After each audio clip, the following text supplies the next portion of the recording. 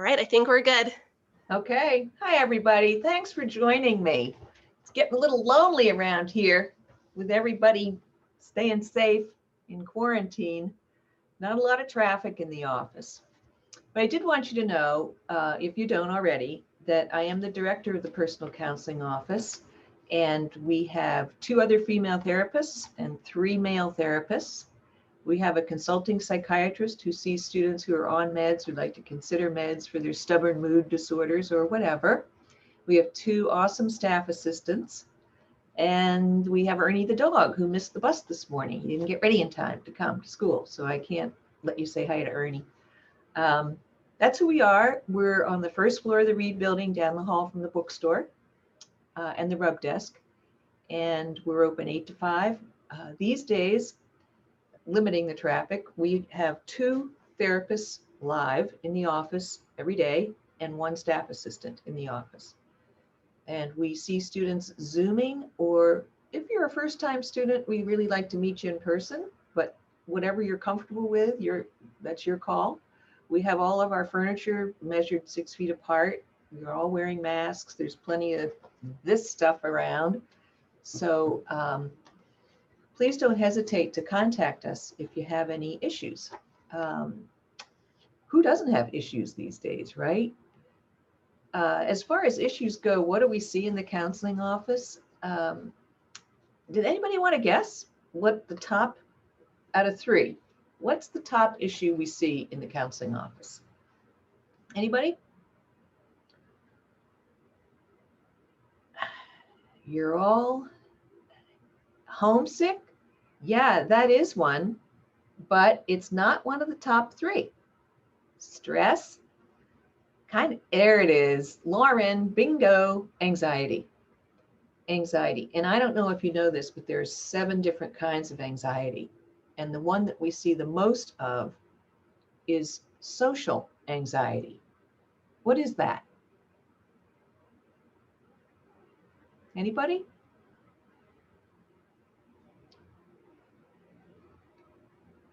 Yes, Dane, thank you. People are nervous in social settings, and they're nervous because they're afraid of the disapproval of others. They're afraid they sound stupid, look stupid, are stupid. So a lot of students don't engage very well with others when they have that issue. It's a big problem on your campus. So anxiety is the first big thing that students ask for help with. And by the way, almost all the problems we see in here are treatable. So don't be shy about asking for some help. What's the second biggest issue we see in here that students want some help with? Any guesses? You're doing great so far. Keep going.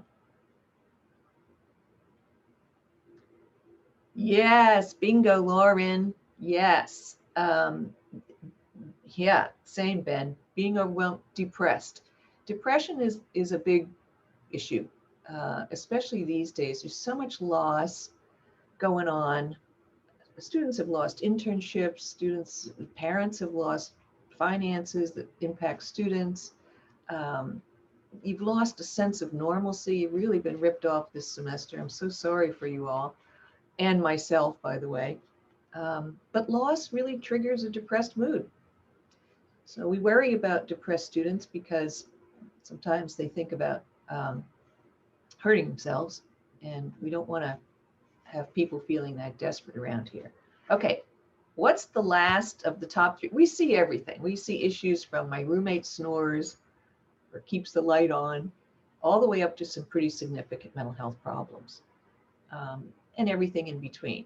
But the top 3 are anxiety, depression, and now what's the third one? Go for it. It's a tricky question. All right, I'll help you out. It's relationships, relationship issues, whether it's a relationship with your family or with a significant other or with some person in particular, relationship issues of all kinds. So those are the top 3. We do offer our services, by the way, at no cost, and we're confidential. Nobody would know you're here unless you tell them.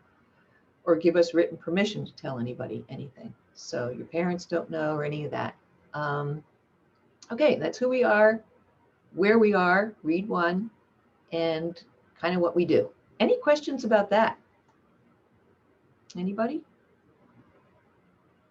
Okay, well, if you have a question or something, we'll have room for those. So don't be shy. We're going to talk today a little bit about managing stress and then a little bit about test anxiety. And I've had a very long day, so if we finish earlier than later, I hope you'll be happy. That'll be my treat for you on trick or treat weekend here. But let me start by saying, if you're a person who's prone to high levels of stress or anxiety, you're not alone and you're not to blame. Your levels of stress and anxiety can be influenced by a lot of things, but I've narrowed it down to 3. Currently, I like 3.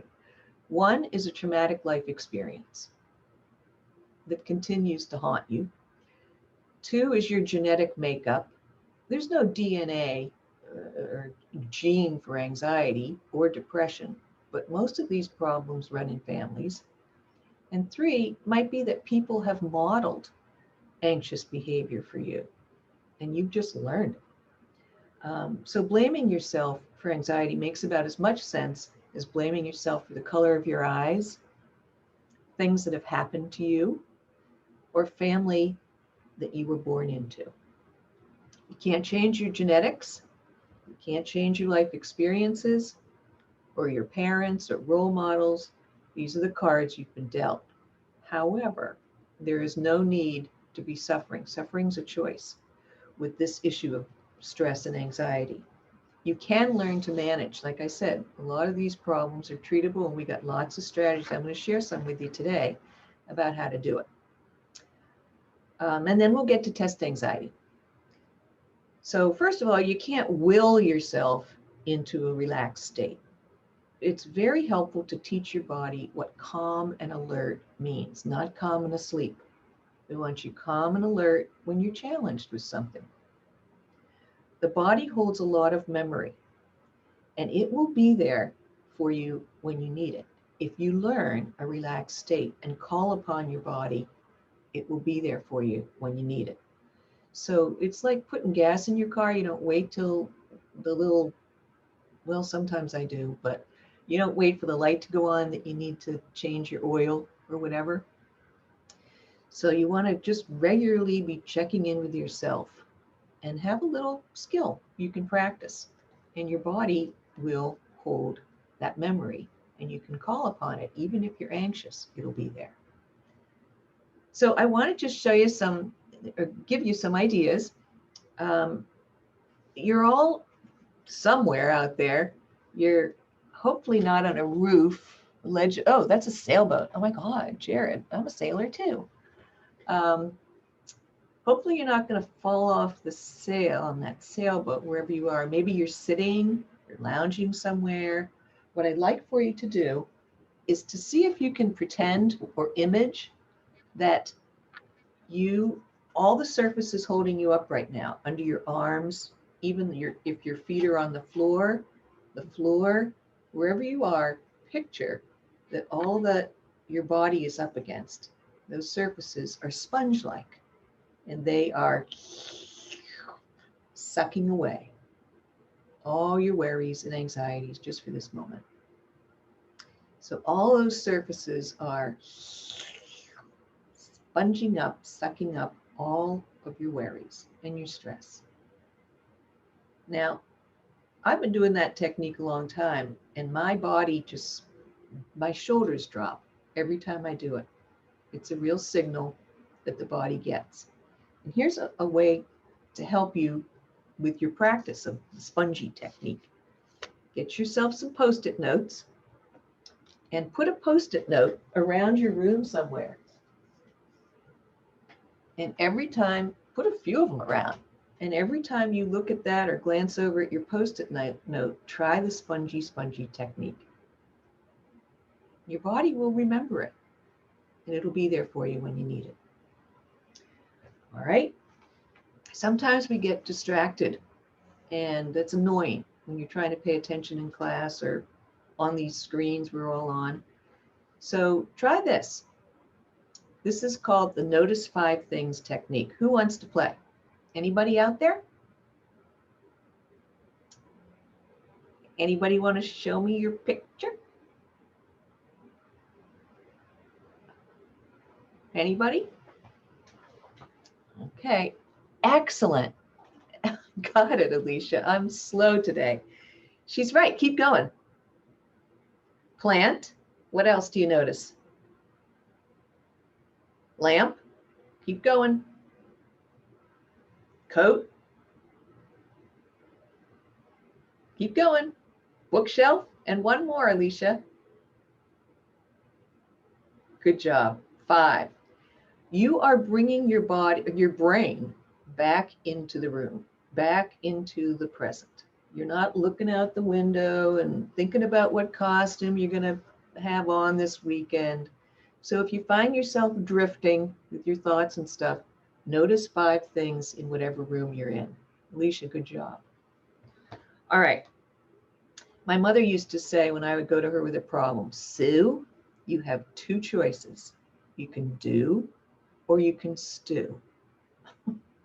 And I remember that a lot because what she taught me was turn your worry, whatever it is, into a plan. So if you're worried about,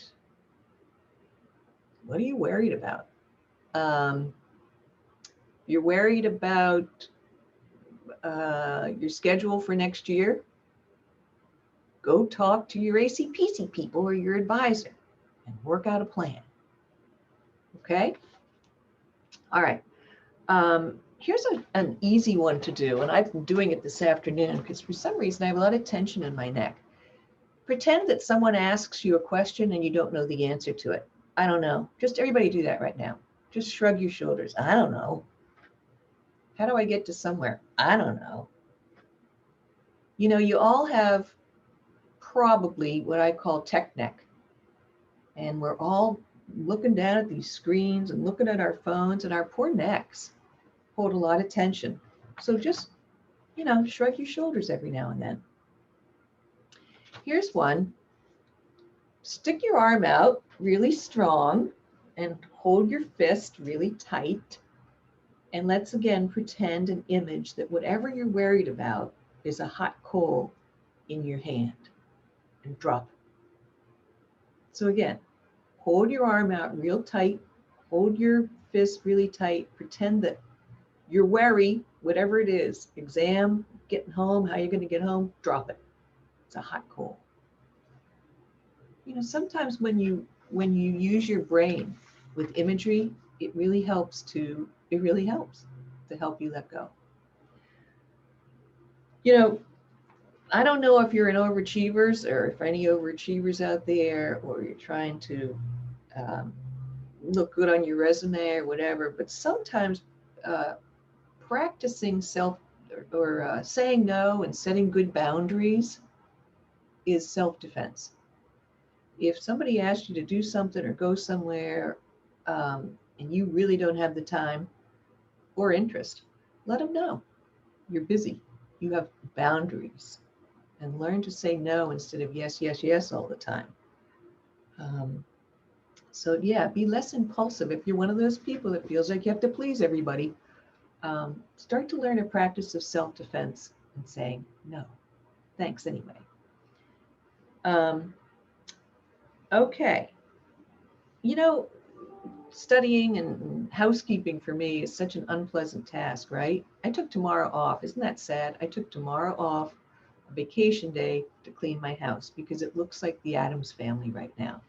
There's cobwebs everywhere, spiders. Oh God, I live on the lake, so it's really, really spidery. So it's a creepy looking place. So I took the day off.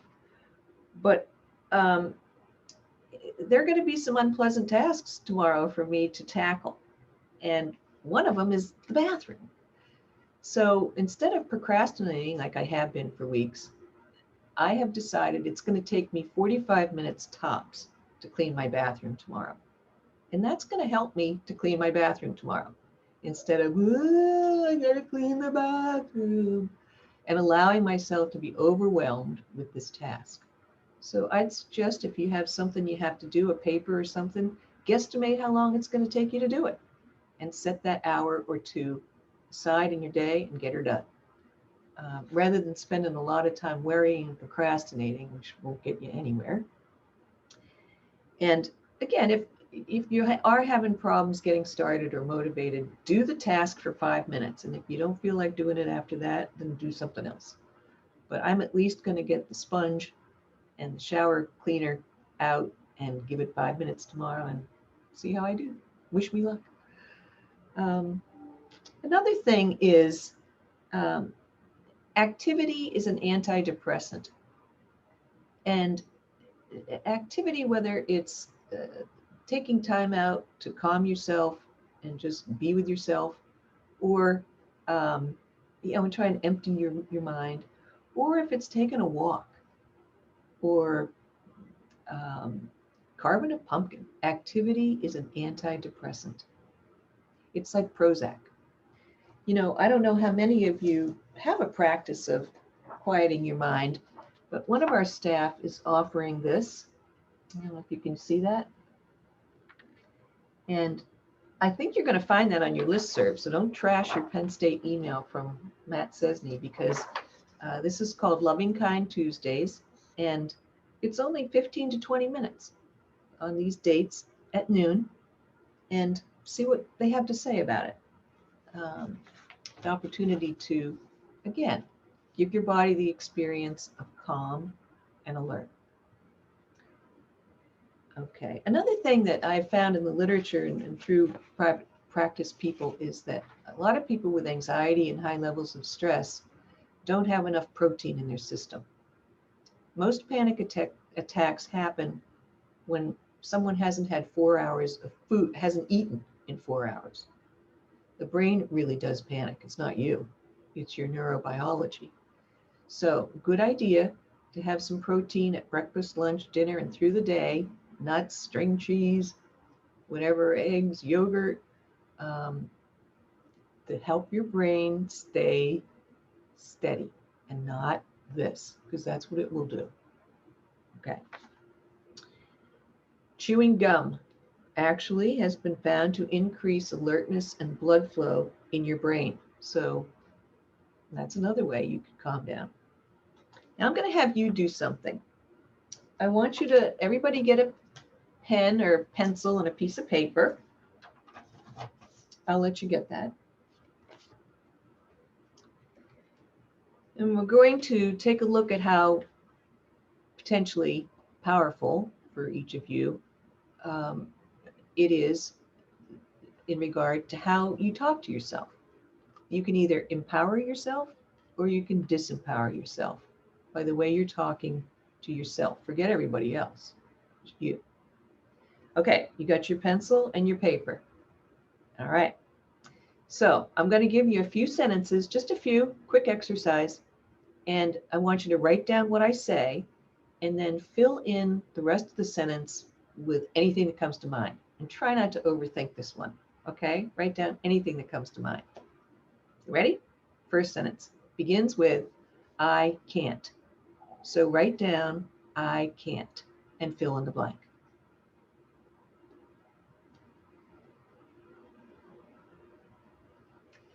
Your second sentence begins with, I need. Write down, I need, and fill in the blank.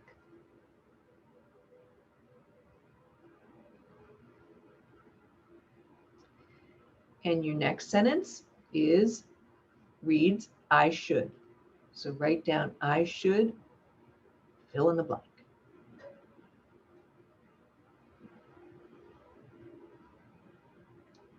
Almost done. Your next sentence is, I must. I must, write it down, and fill in the blank.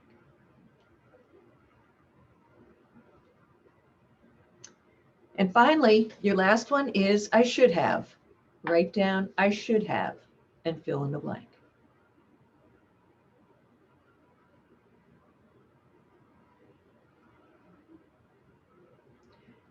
Okay, Like mine should be, I should have packed a lunch last night, didn't, so I'm starving.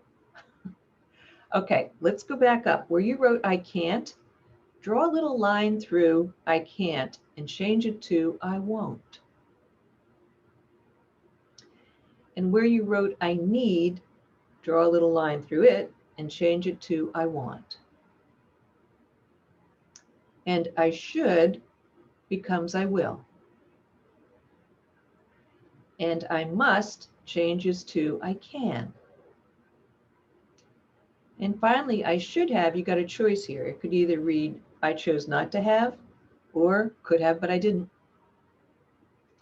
I chose not to have, or could have, but I didn't.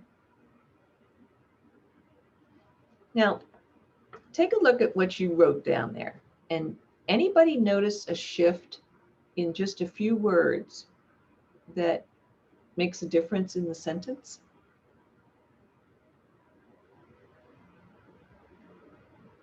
For instance, when my friend got her PhD and she was doing her dissertation on self-esteem, and this was an exercise she had, and she had me do it, and I wrote, I need a massage every day.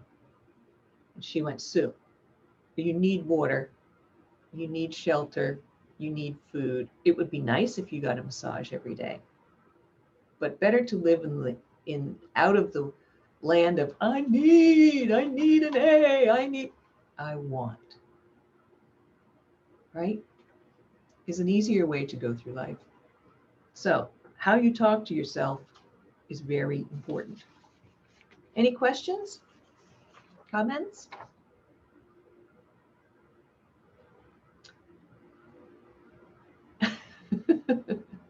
Dane, I'm happy that all good is there. Okay, now we're going to turn our attention to test anxiety. You weren't born with test anxiety. You've learned it. So, by the way, the number one reason people get test anxiety, they're not prepared. They're just not prepared. So do everything you can to feel prepared. I'm going to draw you something here because I don't yet know how to share a screen because I'm stupid. Okay, so I'm going to draw you a picture of how we learn. And here it is. Can you all see that? I was going to say, Sue, if you can move it up a little bit. There you go. How's that? That's a little better. So all day long, this says RSD. That's raw sensory data. All day long, your brain is interpreting your world. So let's be quiet for a minute and listen to what you hear. I have a fan going in my office. So the first thing I heard was the fan. Your brain interprets stuff very quickly, and it goes into short-term memory. So you could be sitting in class and you kind of get what the professor's saying. If you're like most of us, 40% of what you learn all day leaks out of your brain. So you go back to your room and you're like, what the, right? So to keep information in long-term memory where you want, if you're anxious in a test and stuff, what's that? What has to go on this line right here? What's the word? How do you store information in your long-term, for your long-term memory? So even if you're anxious when you sit down to take a test, you can still retrieve it. What's that word you have to do? Anybody? You do it all the time. What do you want to take a guess?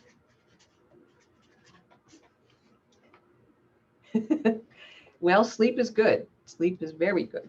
But the word is repetition. You have to repeat, review your material until you feel sick of it. And then you're prepared, right? But that is how we learn, and storing stuff in long-term memory. Okay. When we're talking about test anxiety, we're talking about two things we got to do. manage our thoughts. We'll talk a little bit about thoughts, talk a little bit more in a minute, and teach our bodies to relax. Those two things, you can't do one without the other to be successful. Now, I'm going to show you your house. Your house, listen to me. Your brain as a house. It has 3 stories, 3 kind of parts to it. This is the bottom floor, and it's back here. And it's very primitive. That's like a hut. It's not really a house. It's like a very primitive house that I just drew there. That's that part of the brain. It's very important. It's very old as we've evolved. If we whacked your head off right now and looked at that part of the brain, it looks like the brain of a reptile. And it's sometimes called the reptilian brain. And it's so old, it's often called the primitive brain. So what's its job? Oh, yeah, to keep you alive. That part of your body is responsible for keeping your oxygen, your respiratory system going. If we damaged this part of the brain, you might be comatose or dead. So it's very important. But you're not a reptile. You got a more sophisticated addition to your house or your brain. Listen to me. Send me home. Okay, that's the second part of your developing house. And this is the limbic system. It's up here in your brain. It's why you can feel sad and mad and glad, right? It's your emotional part of your brain. Now, you happened to get the most sophisticated brain on the planet. And that completes the drawing of your brain as a house. And this is the penthouse. And it's right here. It's your frontal lobes. This is where you think and reason your way through stuff.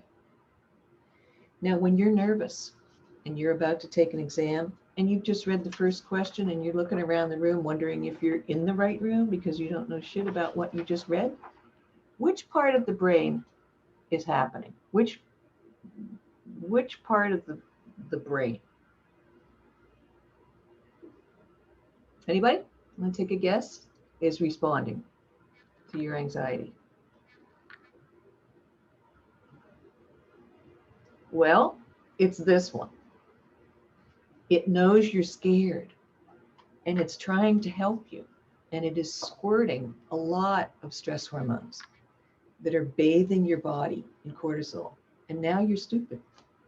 All the lights in the penthouse are out. So, what does that mean for us?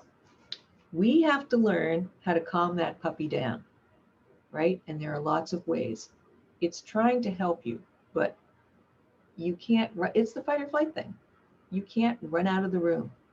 Although one student recently did, she went out of the room because she was so anxious that with her test, she threw up outside of the room.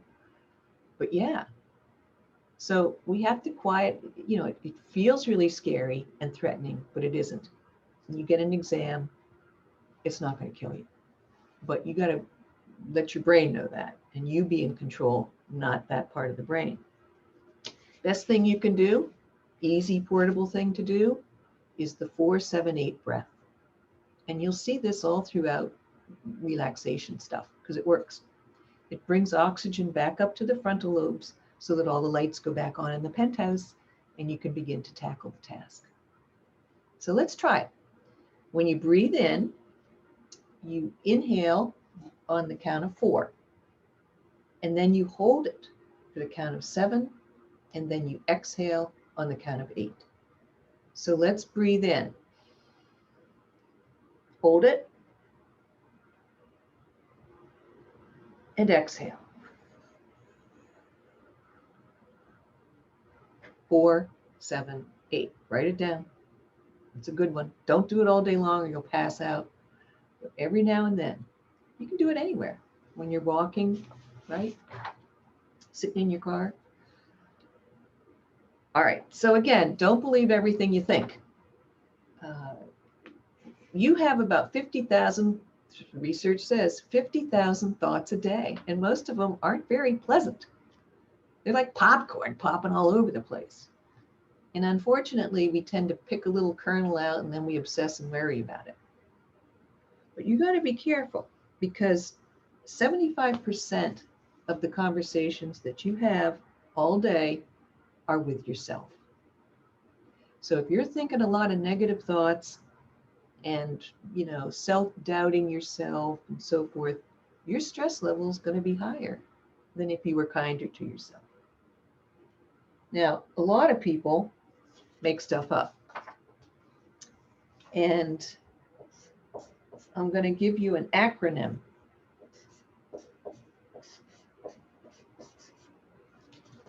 And this is it. FEAR. How am I doing without a PowerPoint? You can't be doing some of this stuff with a PowerPoint, like the 4-7-8 breath. But this is the acronym. What does the F stand for? False. The E,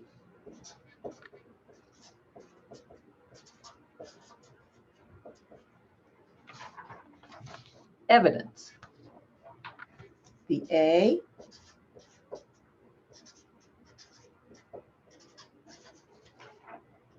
appearing.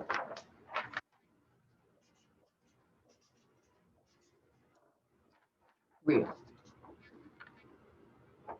If you think somebody doesn't like you because of the way that she just looked at you, why don't you go find out, instead of assuming that she thinks you're a jerk? Maybe she had to go to the bathroom really bad, right? And people have bad days, by the way. It may not be all about you if they're not kind to you that day. So false, evidence, appearing, real. I've got a little example of that.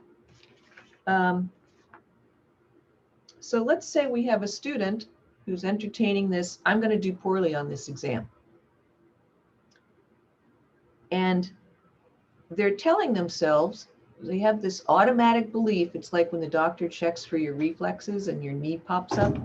Automatically, the student says to him or herself, everyone seems to get this but me. Or my parents are going to kill me if I don't pass this class. These are automatic negative thoughts. And then how does a person feel after talking to themselves this way? Give me a feeling word. Everyone seems to get this but me. My parents are going to kill me if I don't pass this class.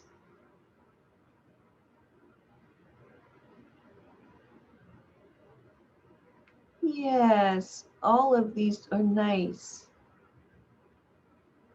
Anxious, scared, nervous, alone. Yeah, not a good way to walk around. And guess what? Everybody does walk around like that, sadly. But let's go a little bit further and look for our evidence. Are we making stuff up? Or let's see. Let's ask ourselves, or this person, are you sure you're not exaggerating? Have you taken a poll of the whole class? Does everyone in this class have their shit together? They may be disappointed, my parents, but they're not going to kill me because they like their freedom more than prison. This is only the first exam. I can learn from my mistakes, come up with a better plan to do better, and I don't need to be perfect to pass. C's get degrees. So see how much easier it is. It doesn't change your reality, but it does change the way you're going to meet the challenges in your life, right? So your job is to kill some ants. ANTS, automatic negative thoughts. And if you can stand it, I'm going to draw you one more drawing. It's a metaphor.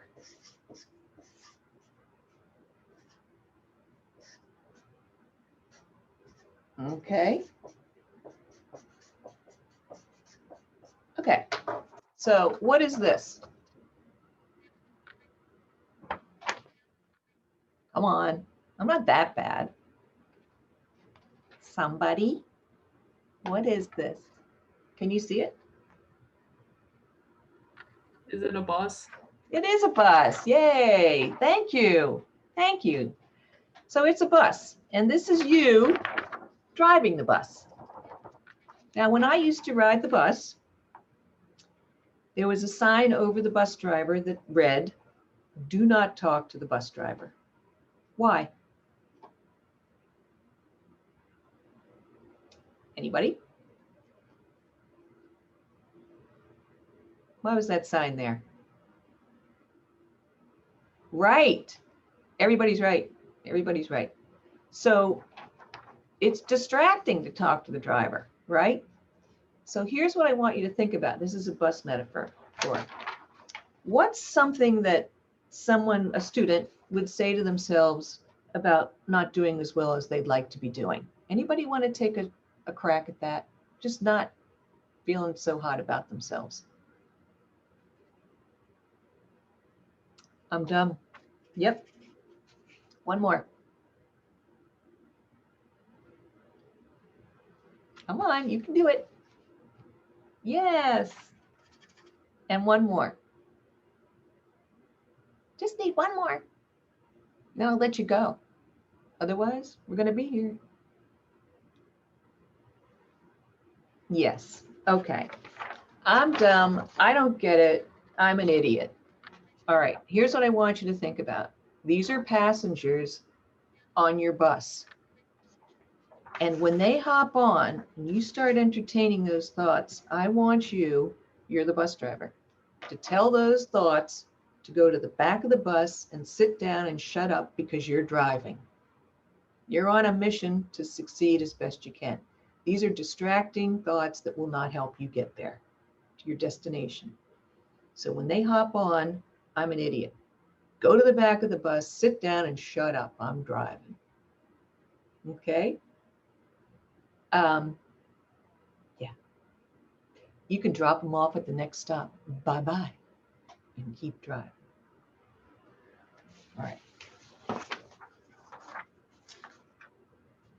You know, sometimes the best way to manage anxiety and a lot of stress is to do nothing. It'll pass. It'll pass. And you have a system in your body, you teach it, that will know how to relax, and you can tolerate some discomfort. Anxiety is a part of life.